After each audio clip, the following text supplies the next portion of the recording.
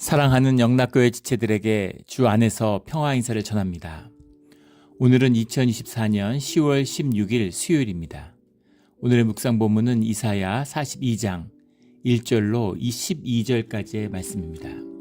오늘 본문 말씀 42장 1절부터의 말씀은 이렇게 시작합니다.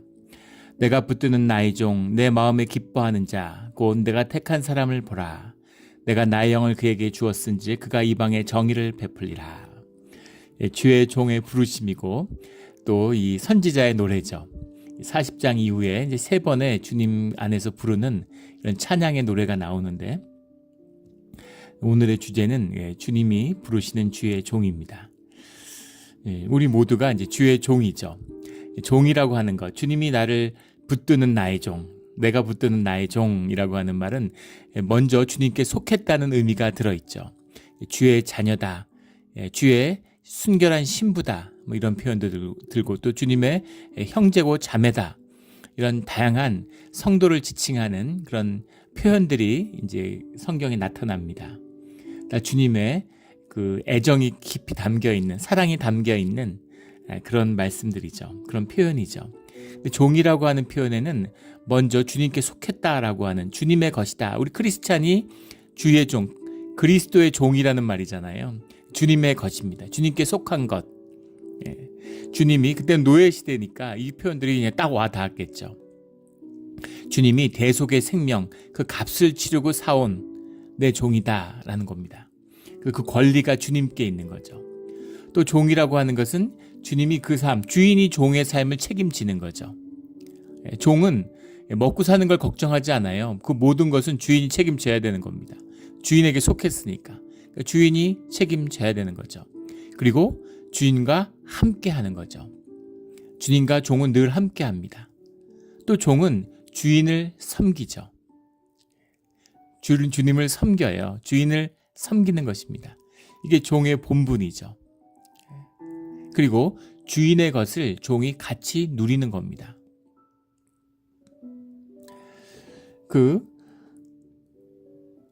좋은 비유인지 모르겠지만 그 대원군이 이제 수염 청정을 할 때 10년간 자기 둘째 아들 고종이 왕이 된 다음에 그 안동 권씨의 그 60년 세도 정치를 무너뜨리고 대원군이 활약할 때 그때 그 4명의 그 문지기 같은 종들이 있었다 그러죠. 지금 그 이름이 기억이 안 나는데 그 사람들의 권세가 뭐 하늘을 찔렀다 그럽니다. 뭐 정승들도 그 앞에서 조심할 만큼 뭐 권세가 대단했다 그래요. 근데 그 종들이 무슨 권세가 있겠어요? 신분제가 있던 시절에 상민들인데 무슨 권세가 그렇게 셌을까요? 주인의 권세죠. 주인의 권세를 종들이 누리는 것이죠. 그런 하나 됐기 때문에 그 권세와 힘이 종들에게 있는 겁니다. 이 표현들, 주님이 우리와 하나 됐기 때문에 하나님의 권세를 우리가 누리고 발휘하는 거죠. 주님의 이름으로, 주님이 함께 하시니까 주님의 이름으로 귀신도 쫓고 병도 고치고 그 땅에 정의와 공의를 행하는 그런 자로 세움을 받는 거죠. 또 하나 잊지 말아야 할 것은 우리가 자격이 되지 않는다는 겁니다. 주님의 종이 될 수 있는, 주님과 함께 할 수 있는, 주님은 완전한 우리와 타자시잖아요. absolute other.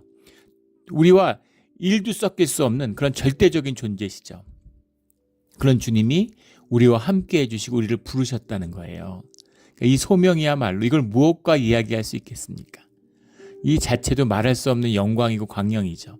그런데 주님의 길을 가는 것이 우리에게 복이 되고 우리에게 삶의 의미가 되고 우리에게 성취가 되고 우리에게 꿈이 되고 우리에게 소망이 되고 그런 주님이 보람이 되고 우리의 삶을 풍성하게 만들어주시는 주님의 은혜가 우리와 함께하고 있다는 것이죠. 이것이 주님의 부르시는 겁니다. 주님의 부르심이에요. 주님의 소명이고 주의 종으로 살아가는 우리의 모습입니다. 종은 주인의 것이기 때문에 종의 모든 것은 동시에 주인의 것이기도 하죠. 종이 주인의 영광을, 주인의 이름을 훔치면 되겠습니까? 있을 수 없는 일이죠. 그건 종이 아니죠. 도둑이죠. 그래서 모든 주인의 것은 온전히 주인의 것입니다. 그러나 종은 그 안에 살면서 그 모든 것을 누리는 거죠. 종이란 표현이 여전히 21세기에 와서도 우리가 기독교에서 애용하고 있는 것 같아요. 이 종에 대한 깊은 의미들이 담겨 있기 때문인 거죠. 우리 주의 종으로 살아가는 그 기쁨이 충만한 우리의 삶이 되기를 주의 이름으로 축원합니다. 내가 붙드는 나의 종, 내 마음에 기뻐하는 자, 곧 내가 택한 사람을 보라. 주님이 택한 사람이고 마음에 기뻐하는 자죠. 왜 나 같은 사람을 택했을까? 왜 나를 택했을까? 알 수 없는 주님의 은혜입니다. 주님의 부르심이죠. 제가 교회 처음 나갔을 때 그런 의문이 많이 들었어요. 우리 굉장히 가부장적인 가정에서 자랐는데 저희 아버지를 부르시든가 할아버지를 부르셨으면 온 가족이 자녀가 많았기 때문에 그 자손들이 100명도 넘습니다. 전부 다 교회 나갔을 텐데 할아버지가 전부 교회 나오라 그러면 다 교회 나갔을 텐데 왜 할아버지를 안 부르고 나를 부르셨을까? 집에서 막내고 아무 영향력도 없는데 나 같은 사람을 불렀을까? 주님의 부르심입니다. 연약하고 약한 자를 부르셔서 주님이 쓰시는 거예요. 내 능력이 있든 없든 내 힘이 있든 없든 아무것도 중요하지 않죠. 왜냐하면 주님의 능력과 주님의 함께하심, 은혜가 우리와 함께하고 있기 때문입니다. 이게 주님의 부르심의 비밀이죠. 늘 감사하고 주님께 영광을 돌릴 수밖에 없는 거죠. 이 깊은 축복, 깊은 부르심, 기뻐하는 자, 주님이 기뻐하세요. 이거보다 좋은 게 뭐가 있겠습니까? 이걸로도 끝난 거죠. 부부가 있는데 부인이 남편의 기쁨이 되고 남편이 부인의 기쁨이 된다고 생각해 보십시오. 그 사람이 그냥 기뻐요. 제가 자녀들을 보면 이제 그런 생각이 들죠. 제가 그 성경이나 이런 데 그 책 갈피로 쓰는 게 있는데 우리 막내가 의규가 유치원 다닐 때쯤이었을 것 같아요. 거기서 만든 겁니다. 그 유치원에서 이렇게 만들어가지고 자기 사진을 이렇게 오려가지고 물론 선생님이 도와줬겠죠. 이렇게 플라스틱 이렇게 붙여서 책갈피를 만들었어요. 그걸 제가 지금도 가지고 있고 지금도 씁니다. 머리맡에 두고 그걸 지금도 사용하고 있는데 그 모습을 보면 그 유치원 때 모습이죠. 근데 그 모습을 보면 정말 눈에 넣어도 아프지 않다는 말이 무슨 말인지가 실감나는. 그 보면 너무 좋은 거예요. 뭐라고 표현하기 어려운 그런 마음의 기쁨이 있습니다. 기쁜 거죠. 그래서 같이 밥 먹는데 밥 잘 먹는 걸 보면 그렇게 기분이 좋을 수가 없어요.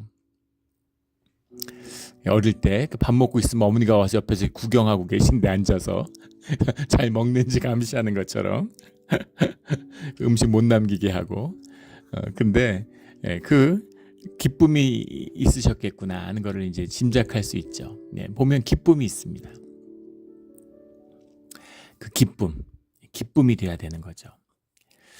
내가 택한 사람을 보라. 내가 나의 영을 그에게 주었은지 그가 이방에 정의를 베풀리라. 주님과 함께 한다는 건 주님의 영을 우리에게 주셔서 주님의 영이 우리와 함께 임재가 우리와 함께하고 계시다는 거죠. 그러면 주님의 존재, 주님의 생명이 우리를 통해서 나타나게 돼 있죠. 그것을 성경은 정의라고 얘기하는 겁니다. 우리가 세상에서 떠벌리는 그런 정의가 아니죠. 주님의 정의, 주님의 공의예요. 그런 게 나타날 수밖에 없는 거죠. 가난한 자를 향한 긍휼이 있고 아픈 자를 향한 그런 같이 나눈 아픔과 공감이 있고 그들을 넘어진 자를 세우는 그런 협력과 생명의 연합이 이루어지는 반드시 나타나게 되어 있습니다. 교회도 마찬가지죠. 주님의 영이 회복되고 주님의 영이 함께하면 끊임없는 생명의 기적이 나타나요. 생명이 기적입니다. 끊임없는 기적이 나타나고 끊임없는 고백과 간증이 함께하는 게 너무 당연한 거죠. 그런데 주님의 영이 임재가 사라지고 나니까 교회가 종교 기관이 되고 마구니들의 놀이터가 되는 거죠. 분쟁이 있고 갈등이 있고 시기가 있고 질투가 있고 무슨 이적 같은 게 무슨 대단한 것처럼 막 그렇게 떠벌리고 막 이렇게 되는 겁니다. 주님이 함께 하시는 곳에 그 영이 함께 하는 곳에서는 주님의 일이 반드시 나타나게 돼 있다는 거죠. 그것이 성령이 함께하는 증거고 비밀이에요. 그것이 교회의 증거고 교회의 비밀이 돼야 됩니다. 우리 그런 아름다운 교회, 주님이 함께하시는 주님의 기쁨이 되는 우리 몬트레이 영락교회가 되기를 주의 이름으로 축원합니다. 2절에 그는 외치지 아니하며 목소리를 높이지 아니하며 그 소리를 거리에 들리게 하지 아니하며 이 말씀만 보더라도 이것이 구체적으로 시대적으로 뭐 고레스만을 지칭하는 게 아니라는 걸 알 수 있겠죠. 고레스라기보다는 물론 고레스도 주님이 부른 나의 종이다라고 말씀하셨지만 현상적으로 쓰임받는 그 누군가가 아니라 시대를 초월하는, 시간을 초월하는 무한 차원의 주님, 그 주님이 우리의 현상세계, 이 4차원의 세계에 개입하시는, 그 가운데 표상으로 드러내시는 그런 메시아의 모습을 노래하고 있다, 이렇게 볼 수 있겠죠. 외치지 아니하며 목소리를 높이지 아니하며 그 소리를 거리에 들리게 하지 아니하며 조용조용 얘기하시는 거죠. 주님은 조용조용 말씀하시는 걸 좋아하는 것 같아요. 엘리야가 그렇잖아요. 막 천둥치듯이 그런 다 지나간 다음에 세미한 음성으로 말씀하시는 거죠. 주의 사람은, 주의 종은 그 소리를 듣는 것입니다. 주님께 집중하고 있으니까, 포커싱이 주님께 가 있으니까 그 음성을 듣는 거죠. 그리고 주님이 함께하고 주님의 공의가, 주님이 역사하심이, 임재가 드러나니까 누가 주님 앞에 대적을 하겠어요? 누가 주님께 맞서겠습니까? 그런 일은 있을 수가 없죠. 평화롭게 주님의 평화가 가장 강력한 무기가 되는 겁니다. 상한 갈대를 꺾지 아니하며 꺼져가는 등불을 끄지 아니하고 진실로 정의를 시행할 것이며, 상한 갈대라는 건 갈대가 이제 바람과 풍파를 맞아가지고 상한 갈대가 되는 거죠. 아직 꺾이거나 죽은 건 아니지만 비실비실하는 갈대입니다. 갈대는 연약함의 상징이죠. 이 물가에서 이렇게 자라나는 그런 갈대. 근데 그런 갈대를 꺾지 아니하며, 상한 갈대도 꺾지 않으신다는 거죠. 꺼져가는 등불을 끄지 아니하고 진실로 정의를 시행할 것이며, 긍휼과 자비의 주님이 함께 하신다라는 그 의미죠. 그는 쇠하지 아니하며 낙담하지 아니하고 세상에 정의를 세우기에 이르리니, 낙담하지 아니하고라는 말이 무슨 말이겠어요? 낙담할 일들이 있는 것이죠. 주님이 함께하는 주님의 종이 가는 길 가운데 시련과 아픔이 없다는 얘기가 아니라는 겁니다. 주님의 형통의 길이 열린다는 것은 주님의 뜻이 주님의 뜻대로 이루어지는 일, 그것이 막힘없이 이루어진다는 일이지 그 가운데 고난이 없다는 게 아니에요. 최근에 무슨 다큐멘터리를 봤는데 그런 그 SSU라고 하는 심해 구조대, 크게 보면 해군, 그것도 공부해서 알게 된 겁니다. 해군 특수전단이라는 게 있는데 그 밑에 이제 뭐 UDT-C라고 하는, 우리가 잘 알고 있는 그런 뭐 폭발물 해체하는 특수부대도 있고, 심해 구조하는 SSU라고 하는 심해 구조단도 있고, 뭐 이렇게 있는 거더라고요. 근데 그 SSU에 훈련하는, 신문에서 처음에 한국에서 최초로 여군 대위인데, 예전에 한번 설교 때도 나눈 적이 있을 겁니다. 여군 최초로 SSU 그 이제 구조부대가 이제 자격을 뗐다, 훈련을 통과했다. 그 기사를 보고 이게 뭔가 그러고 찾아보니까 뭐 다큐도 있고 그러더라고요. 입이 딱 벌어졌습니다. 그 훈련의 강도 때문에 이게 정말 사람인가 싶을 정도로 수영 선수가 왔는데, 수영 선수가 입대를 했는데 그걸 못 견디는 거예요. 엘리트 수영 선수가. 훈련의 강도가 뭐 어떤지를 알 수 있겠죠. 이 수경을 끼고, 이 잠수경 그걸 끼고 그 안에 바닷물을 꽉 채운 상태에서 그렇게 생활하는 게 나오더라고요. 그걸 낀 채로 밥을 먹고, 밥을 입으로 호흡을 해야 되는데 입으로 밥을 먹으니까 물이 코로 내려오잖아요. 그런데 그 병사가 어떻게 이걸 할만하냐고 그러니까 웃으면서 음식이 싱거운데 바닷물이 섞이니까 간이 돼가지고 먹기 딱 좋다고 웃으면서 얘기를 하더라고요. 그걸 끼고 생활해요. 깜짝 놀랐습니다. 단 뭐 3분도 5분도 못 견딜 것 같은데 물에서 뭐 6시간씩 헤엄치고 물에서 밥 먹고 바다에 떠서 엄청나더라고요. 그리고 마지막에 이렇게 이제 훈련을 이제 마감하는 주가 됐는데, 뭐 지옥주도 있고 뭐 그 안에도 더 힘든 주, 상상할 수 없는, 막 6시간을 헤엄치고 바다에서, 그러니까 저체온증이 와가지고 막 제대로 걷지도 못하고 막 이런. 그리고 이 PT 체조를 하는데 그 PT 체조를 58기면 100번씩 5,800번을 하는 겁니다. 상상이 되세요? 보지 않고는 믿기지 않는. 부대 뭐 강훈련, 뭐 유격 훈련도 하고 하지만 세상에 저런 훈련이 있다니.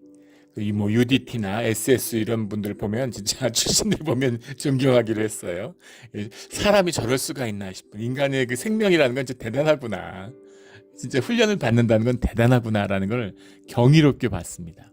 근데 신기한 것은 뭐냐면 지금 이 시대가 돼서도 뭐 아이들이 요즘 애들이 뭐가 이렇다 저렇다 하는데 아직도 그런 특수부대는 지원병이 넘치고 경쟁이 치열하다는 겁니다. 경쟁이 막 10대 1 막 이렇게 되는 거예요. 예. 거기를 왜 가려고 그럽니까? 그렇게 고생을 하고 그렇게 죽을 고생을 하는데. 근데 그 마음에 생명이 살아있는 사람들은 도전하고 싶은 거죠. 한번 시험해보고 싶은 거죠. 훈련을 통해서 성장하고 싶은 거죠. 만약에 강제로 거기를 보냈다고 생각해 보십시오. 지옥이 따로 없겠죠. 아마 당장 죽고 싶을 거예요. 하루하루가. 근데 거기를 자원 입대해가지고 그거를 막 도전하고 거기서 자기가 성장하고 처음에 갈 때는 그냥 평범한 몸을 가진 그런 그 사람들이었는데 완전히 뭐 조각품처럼 예. 약 같은 거 뭐 파우더 같은 거 먹지 않아도 몸이 완전히 그 무슨 피트니스 같은 거 해가지고 보디빌더들 몸처럼 다 그렇게 돼 있어요. 보디빌더들은 잘 걷지도 못하지만 이 사람들은 뭐 완전히 정말 날아다니는 그런 몸을 갖게 된 거죠. 마지막에 이제 막 구보하는데 근데 뭔가 이렇게 감동을 받고 눈물이 왈칵 쏟아지는 것 같은 그런 모습이 마지막에 그 수료식을 하는데 부모들이 다 울어요. 그 훈련받는 영상을 보여주는데 근데 다들 뿌듯해합니다. 눈물을 흘리지만 눈물이라는 게 참 기가 막히죠. 기쁠 때도 울고 감동할 때도 울고 아플 때도 울고 뭔가 막 뜨거운 눈물을 흘리는 거예요. 그 아들들 다 그렇게 자랑스러워합니다. 부모와 자식의 만남이고 주님과 우리의 만남도 그런 것이겠죠. 우리가 고생하고 도대체 크리스찬으로 사는 게 뭔가 칙사하게 고생만 한 것 같은데 주님이 어깨를 두드려 주시는 거죠. 장하다. 수고가 많고 또 우리가 그만큼 삶의 능력이 자라나는 거죠. 삶의 능력이. 예전에 나를 품어달라고 날 좀 봐달라고 내가 남을 품을 수 있는 내가 참질 못했는데 다른 사람의 허물을 다른 사람의 연약함을 내가 품을 수 있는 그런 존재로 자라가는 그런 고난의 길을 걷고 있는 것이죠. 이게 십자가의 비밀입니다. 내가 내 삶에서 내 자신이 승리자가 된 거죠. 벌써 그 승리의 삶을 사는 것이 승리의 삶입니다. 세상을 이기는 비밀이 밖에 있는 게 아니라 내 안에 있는 거죠. 그래서 주님이 나를 다루어 주시는 거예요. 상한 갈대를 꺾지 않는 건 내가 상한 갈대잖아요. 나를 꺾지 않으시는, 나를 인내하고 참아주시는 그 주님을 만났기 때문에 우리가 상한 갈대를 꺾지 않는 마음을 갖게 되는 것이죠. 이 은혜를 받은 자만이, 이 사랑을 받은 자만이 주님의 사랑을 나누고 같이 누릴 수 있는 겁니다. 내 것을 가지고 나누면, 내 사랑을 가지고 나누면 그것이 굴레가 되고 속박이 돼요. 저주가 됩니다. 부모 자식이 그렇잖아요. 부모가 내 애정으로, 내 정으로 애를 묶으면 자식한테도 저주가 되고 그게 나한테도 저주가 됩니다. 부모는 자식을 원망하고 은혜를 모른다고, 어떻게 내 자식이, 내 새끼가 이럴 수 있냐고, 자식은 도대체 부모 때문에, 엄마 때문에, 아빠 때문에 못 살겠다고 그렇게 서로가 미워하게 되는 거죠. 주님에게 받은 주님의 사랑을 나누면, 사랑을 나누고 헌신하고 희생한 사람도 감사와 기쁨이 넘치고 그걸 받은 사람도 그 사랑의 기쁨과 경의 가운데 함께하게 되는 것입니다. 이런 주님의 사랑을 나누는 우리 모두가 되기를 주의 이름으로 축원합니다. 하늘을 창조하시며 5절에 펴시고, 창조에 대한 게 어제 말씀이었죠. 창조가 생명의 비밀이고 창조가 주님을 만나는 주님의 생명 안에 있는 비밀이다. 그 창조의 주님이 우리와 함께 하시는 거죠. 그 영을 우리에게 부어주시는 거죠. 그래서 우리도 창조하는, 창조의 힘이, 새롭게 하는 힘이 우리 가운데 생기는 겁니다. 주님이 만물을 새롭게 하시겠다고 말씀하셨는데 우리가 새로워지는 거죠. 우리 주변의 환경과 조건이 새로워지는 겁니다. 이것이 현상을 살아가는 우리의 비밀이에요. 우리는 세상에 속아서 현상과 조건이 좋아지면 내가 좋아질 거라고 생각해요. 절대 그렇지 않죠. 그래서 삶의 문제가 풀릴 것 같으면 삶의 문제라는 것 자체가 있지도 않아요. 세상에 무슨 상담사, 철학 이런 거 다 사라졌을 겁니다. 항상 마음이 어려워지죠. 상황과 조건에 맞게 삶이 어려워져요. 근심과 염려가 떠나지 않습니다. 그러나 주님의 영을 받아서 주님 안에 평강과 안식을 누리는 우리의 삶의 모습이 되면 그 주님의 영이 주시는 창조함이 나타나서 우리의 주변이 바뀌는 겁니다. 바뀌어가요. 모든 게 바뀌는 걸 경험하게 되는 것이죠. 예전에 몇 번 나눈 적이 있는데 제가 섬겼던 교회의 집사님도 여자 집사님이었는데 이제 이혼을 하셨어요. 그리고 많은 아픔이 있었는데 주님을 영접하고 거듭난 것이죠. 근데 자식도 자기를 멀리하고 전 남편하고는 정말 칼 들고 싸우는 그런 사이였다는 겁니다. 그 남편을 길에서 우연히 전 남편을 만나면 죽이려고 하도 미워서 망치를 넣고 다니기도 하고 칼을 갖고 다니기도 하고 그런 걸 막 머리로 시뮬레이션을 하는 거죠. 망치가 좋을까 칼이 좋을까 정상이 아닌 거죠. 그 미움으로 사니까 삶이 어떻겠습니까? 점점 외로워지고 주변에 아무도 없고 경제적으로는 유복하고 자기 사업체도 있고 이런 분이에요. 근데 모든 사람과 원수가 지는 거죠.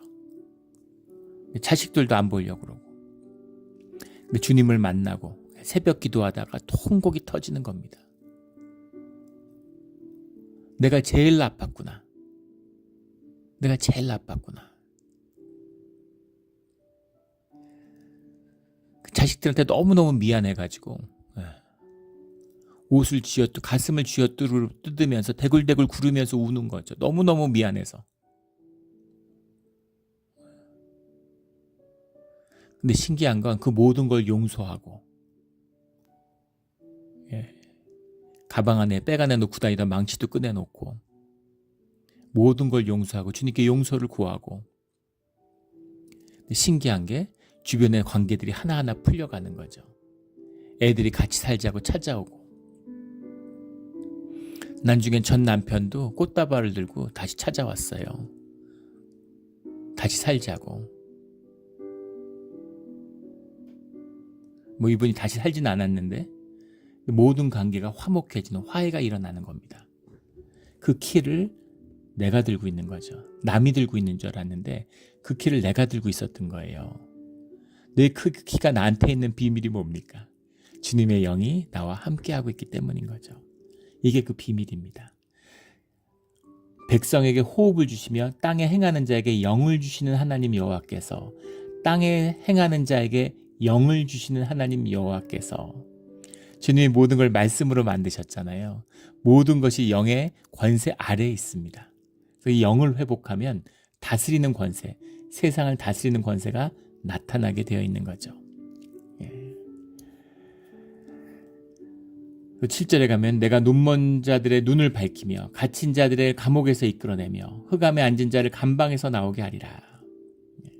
눈먼 자들에겐 눈을 밝히는 게 눈을 뜨는 게 가장 소중한 일이겠죠. 갇힌 자에게서 끌어나오는 게 가장 중요한 일이겠죠.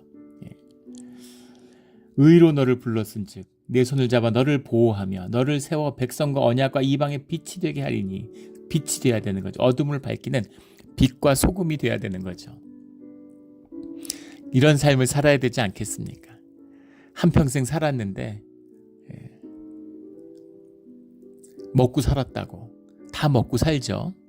아둥바둥 하나 생존에 아무 관심이 없으나 다 먹고 살아요. 그렇다고 뭐 돈에 중독돼 가지고 우리 인생의 이 최대의 문제는 중독의 문제죠. 주님의 영을 받지 않은 자들을 주님께 속하지 않은 자들은 현상 가운데 중독됩니다. 그렇게 될 수밖에 없죠. 매일 그것에 젖어서 하는데 그걸 매일 먹고 마시는데 어떻게 중독이 안 되겠어요. 돈에 중독돼요. 명성에 중독돼요. 오랫동안 막 인기를 누리고 막 유명인으로 셀럽으로 산 사람들의 말로를 보십시오. 굉장히 비참해 하잖아요. 비참할 게 뭐가 있어요. 근데 비참해 보여요. 본인이 비참해 하니까. 그 유명인으로서 유명 연예인으로서 산 사람들이 요즘에 뭐 유튜브 같은 게 많으니 그런 데서 인터뷰를 하는데 굉장히 비참해하고 굉장히 힘들어하고 막 살아남기 위해서 아둥바둥하는 그런 모습들. 유명 연예인인데 왜 유튜브를 하느냐. 자기가 잊혀져 가는 걸 못 견디는 거죠. 관심과 이런 명성에 중독돼 있어요. 사업하는 사람들이 돈이 수십조인데 왜 돈 벌려고 막 그러다가 망할까? 돈에 중독돼 있는 거죠. 그래서 그 돈을 왜 버느냐, 뭐 이런 거 아무 의미가 없어요. 마약에 중독된 사람들 보세요. 세상에 어떤 걸 갖다 둬도 삶이 치유와 회복이 없습니다. 제대로 살질 못해요. 그 무엇을 가져다도 삶에 만족이 없어요. 마약이 있어야 삶이 만족이 되는 겁니다. 마약이 있어야 살 수 있는 거예요. 중독이 무서운 거죠. 도박하는 사람들 보십시오. 그런 말 있잖아요. 뭐 도박하다가 오른손에 손가락 끊었더니만은 그다음에 왼손으로 뭐 도박하고 손 다 끊었더니 뭐 발가락으로 들고 뭐 도박한다 이런 얘기들이 있지 않습니까? 그 중독되면 그게 아니면 채워지지 않는 거예요. 그 코르테스라고 남미를 정복한 그 남미 정복자들이 금밖에 관심이 없는 겁니다. 그 외에 아무 것에도 관심이 없어요. 뭘 가져다 줘도 관심이 없고 뭘 뺏어도 관심이 없고 오로지 금밖에 관심이 없는 겁니다. 남미에는 금이 흔했잖아요. 아무것도 아닌데 금을 뭐 먹을 수 있는 것도 아니고 금으로 뭘 할 수 있는 것도 없고 불을 지필 수 있는 것도 없고 아무것도 없으니까 원주민들이 너무 신기한 거죠. 그래서 코르테스를 물어본 너희들은 왜 그렇게 금에 목말라고 금 갖고 난리냐. 금이 뭐길래. 코르테스가 남긴 기록된 유명한 얘기잖아요. 예. 우리들은 전부 다 심한 병에 걸려 있다고. 금이 아니면 치유될 수 없는, 금이 아니면 나을 수 없는 깊은 병을 앓고 있어서 그렇다. 이렇게 얘기했다는 것. 기가 막힌 답변이죠. 예. 나쁜 인간들이지만 그래도 뭔가 그런 풍모가 있죠. 호골의 풍모가 있어요. 중독된 겁니다. 금에, 돈에 중독된 거죠. 그 중독된 삶을 사니까 거기에 찌들어서 그걸 먹고 그걸 마시고 살다가 비참하게 죽는 거예요. 중독의 핵심은 중독되어 있는 건 내 생명을 빨아먹고 있는 거예요. 중독을 통해서. 내가 마약을 먹고 돈에 무슨 기쁨이 있어요? 마약에 무슨 기쁨이 있어요? 마약 자체가 우리에게 기쁨을 줍니까? 내 안에는 신경물질, 무슨 뭐예요? 무슨 노르드에스테론 뭐 이런 거 무슨 세로토닌 뭐 도파민 이런 거 전부 다 내 몸에서 나오는 거잖아요. 기쁨이 내 몸에 있어요. 마약으로 내 생명을 뽑아먹고 있는데 고갈시키고 있는데 그걸 마약이 준다고 쏟고 있는 것이죠. 그럼 내가 뭔가에 집중하면 내가 기쁨에 사로잡히면 소명에 사로잡히면 그 기쁨을 다 누리는 기쁨이잖아요.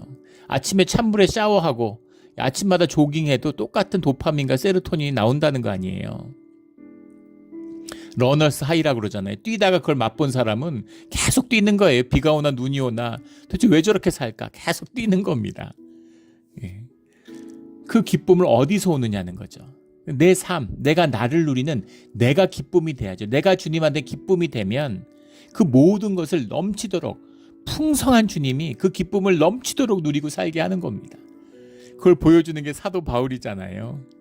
현상으로 보면 망했는데 현상으로 보면 가진 것 다 날렸는데 근데 기쁨과 소명에 붙들려서 기쁨과 사명감에 뿌듯한 거죠. 너무너무 좋은 거죠. 예수 믿는 사람들은 밤에 침대에 누우면 이 기쁨을 이 은혜를 누가 할까? 도대체 이 맛을 누가 할까? 이런 감사와 은혜가 있어야 되는 겁니다. 그런 사람이 3명만 있으면 교회가 쓰는 거예요.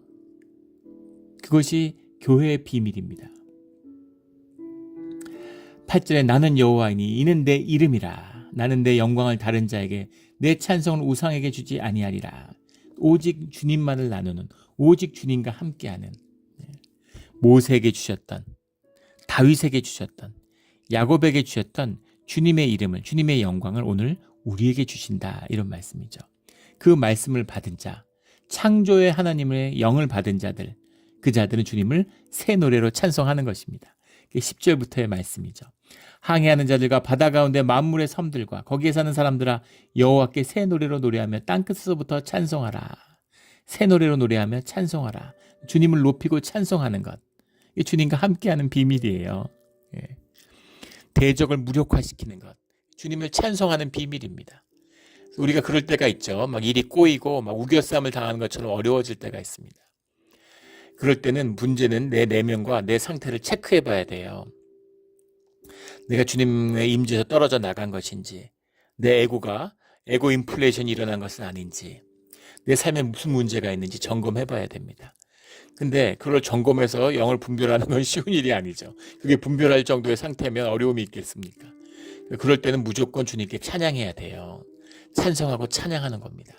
어디에 가든지 찬송하고, 우리가 모여서 예배를 드리면 항상 찬송하잖아요.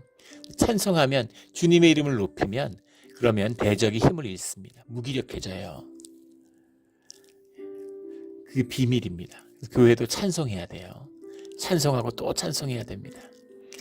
우리 지금 그 성탄절 칸타타 위에서 찬양대가 찬양 연습하고 있는데, 우리 작은 교회니까 연약하죠. 우리 찬양대가 연약해요.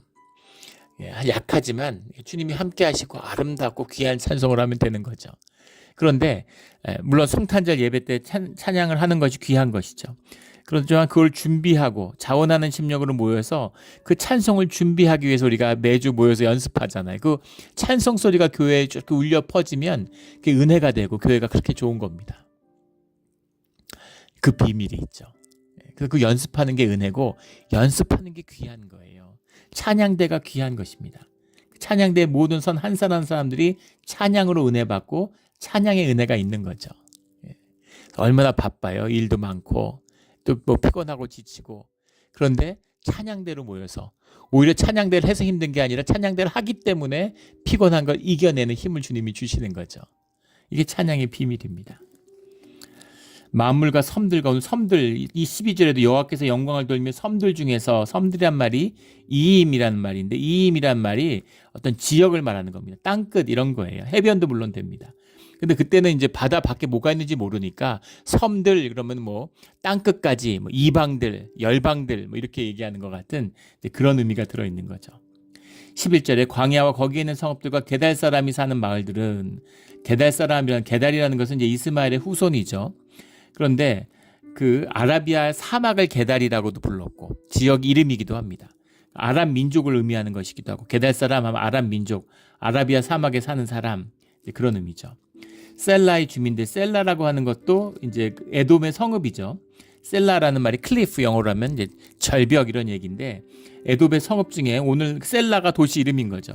그래서 오늘날 우리가 페트라라고 부르는, 가보지 못했지만 그 성지순례 갔다 온 분들이 그 페트라가 뭐 세계 몇 대 불가사의 하면 나오잖아요. 경이로운 그 절벽에 이렇게 깎아가지고 그 만든 절벽에 있었던 도시, 그게 이제 셀라인 거죠. 지금은 이제 페트라라고 불리는 곳이라고 그러죠. 에돔의 지역입니다. 에돔의 지역과 광야의 지역, 동쪽 지역, 서쪽 지역, 이런 얘기들이죠. 섬들 중에서 그의 찬송을 전할지어다. 여호와께서 용사같이 나가시며 전사같이 분발하며 외쳐 크게 부르시며 그 대적을 크게 치시리로다. 대적이라는 게 오에브라는 말인데, 오에브라는 말이 많이 나옵니다. 성경에도 한 17차례 언급되고 있는 말이기도 하죠. 대적이 더 에너미예요. 더 에너미. 더 에너미니까 대적하면 이제 사단의 무리를 얘기하는 거죠. 대적을 지칭하는 것 중에 또 하나가 이제 사단이 있습니다. 사단이 있고 또 사단이 있고 루시퍼라는 이름도 나오죠. 이제 마귀의 이름이기도 합니다. 사단이라고 불릴 때도 있는데 또 많은 경우에 이제 그냥 대적, 그걸 이름에 올리는 것조차 꺼리는 거예요. 예. 요즘 표현으로 하면 재수가 없는 겁니다. 예. 아주 입이 더러워지는 것 같은 느낌이 드는 거예요. 그래서 사단이니 루시퍼니 그런 걸 입에도 담지 않는 겁니다.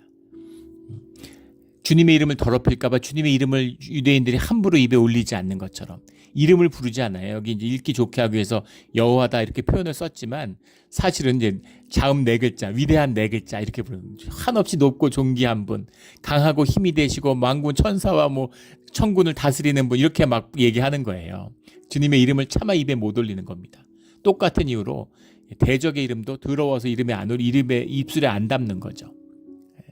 그래서 그 입술로 그냥 대적이다, 더 에너미, 그러면 딱 누군지를 알게 가리키는 거예요.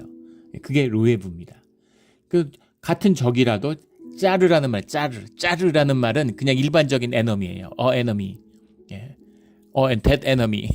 그냥 에너미는 짜르, 이런 것이고, 대적이다 할 때 그놈, 그놈 이렇게 얘기할 때 그 대적 그러면 로에브 이렇게 되는 거죠. 대적의 역사가 있습니다. 대적의 역사를 멸해야 돼요. 근데 재밌는 것은 13절에 용사같이 나가시며 전사같이 분변하시며 외쳐 크게 부르시며 대적을 크게 치시리로다. 이러니까 앞에 나오는 상한 갈대를 꺾지 않고 꺼져가는 등불을 끄지 않고 목소리를 높이지 아니하며 크게 외쳐 크게 부르시는데 여기서 목소리를 높이지 아니하시고 외치지 아니하며 2절의 말씀과 13절의 말씀이 충돌하는 것처럼 보이죠. 이게 현상과 본질의 관계입니다. 크게 외쳐서 이기시는 큰 목소리, 십자가를 보면 아시겠죠. 뭐 제대로 말도 못하고 뭐 큰 소리로 외치는 것도 아니고 아픔 속에서 그렇게 너무 비참하게 외롭게 힘들게 그렇게 죽어가는 한없이 연약한 모습까지 보이지만 그것이 세상을 향한 강력한 절대적인 완전한 승리를 거두게 되는 거죠. 이 비밀을 말씀하고 있는 겁니다. 우리 지난 주일에도 나눴죠. 마틴 루터 킹 목사 같은 분. 맨날 터지고 핍박받고 도대체 뭘 한 거야? 세상과 싸운다는데 뭘 싸운 거야? 맨날 터지는데. 근데 세상을 이기는 거죠. 만약에 말콤 엑스의 길을 따라가지고 막 총질하고 내전이 일어났다고 생각해 보십시오. 아마 대량 학살이 일어나고 마귀들이 막 춤을 추며 좋아했겠죠. 마귀가 이기는 길이에요. 싸우는 길입니다. 평화의 길, 화목의 길, 참고 인내하는 길. 그 길이 사실은 대적을 꺾고 대적의 머리를 받고 정갈과 뱀의 머리를 밟는 승리하는 길인 것이죠. 이 깊은 이 영과 함께하는 대적을 승리하는 그리스도의 승리를 함께하는 주의 종으로 부름받은 우리의 삶의 자리가 되기를 예수 그리스도 이름으로 축원합니다. 아멘. 기도드리겠습니다. 하나님 아버지 감사합니다. 아무 자격이 없는데 종으로 불러주신 것 감사합니다. 늘 주님과 함께하는 주인과 함께하는 주님이 기뻐하는 종이 되게 하여 주시옵소서. 감사하며 예수 그리스도 이름으로 기도드렸습니다. 아멘.